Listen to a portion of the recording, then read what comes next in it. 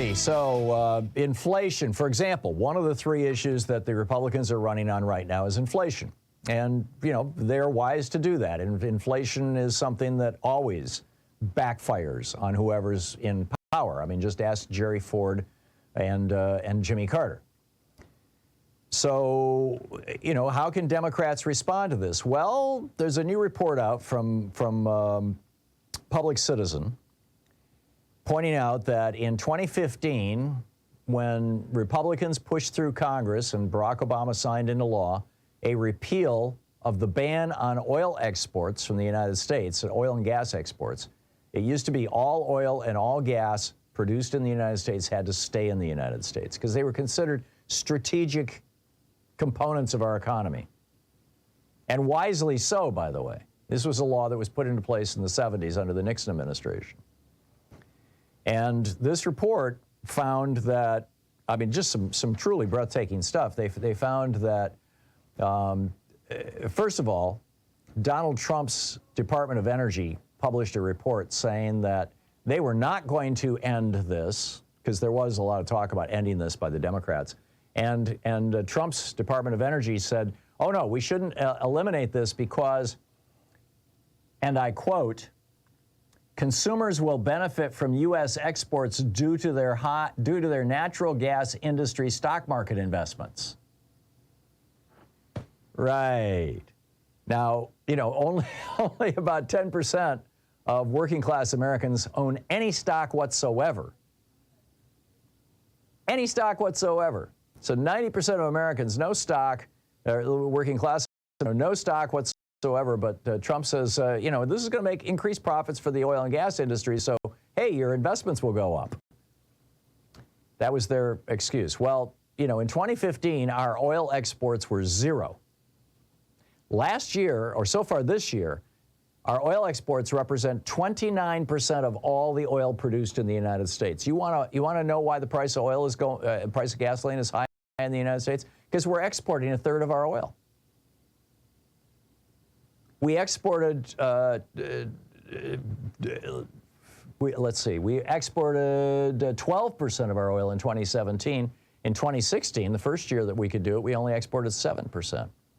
Similarly, households using natural gas, the price will be 28% higher this year than last year. So, you know, more inflation. And why is that? Because, you know, we've become the world's largest exporter of natural gas. Now, I realize some of that's going to Ukraine, but an awful lot of it is not going to Ukraine. So, you know, we need to get control of this, right? We need to get this under control. Also, why is the mainstream media ignoring the Republican Party's plan to end Social Security and Medicare? I mean, they have said this right out loud. Kevin McCarthy said it. Steve Scalise said it. Rick Scott said it. Republicans over and over and over again in public are saying, yes, if we get control of the House next year, we're going to shut down the government, we're going to crash the economy, and we're going to do all of this to force Democrats to cut Social Security and Medicare. They say this. They've done it before. They did it in 2011 and 2013, and that increased our borrowing costs by $1.3 billion. But the traditional media is like, hey, no big deal. MSNBC, this is Media Matters for America, MediaMatters.org, did an analysis of this. They record all the network television programming. And they found that this issue, that the Republicans are saying out loud that if they get power, they're going to end Social Security and Medicare, this issue has not been mentioned once on CNN, Fox News, ABC, CBS, NBC, the New York Times, the Washington Post, the Wall Street Journal, Los Angeles Times, the USA Today. The only place it has appeared was on Chris Hayes' show a couple nights ago, or last week, where he had Elizabeth Warren on, and she said, and I quote, the Republicans are loud and clear about this. There are already Republicans saying that if they can get control of the House or the Senate, they're going to hold hostage things like Social Security and Medicare. That's it. Why is the media ignoring this? Well, I would argue that the reason the media is ignoring this is because it's not one of the Democrats' three talking points. Because the Democrats don't have three talking points. They only have abortion. But if this was one of their three talking points, like, Social Security, Democrats could easily run on protecting Social Security and Medicare. It would get them the vote of everybody over 50, which is this huge voting bloc in the United States. And again, they need to figure out which of these is going to have the most impact. Frankly, they should have figured that out 6 months ago, looking at contemporary polls.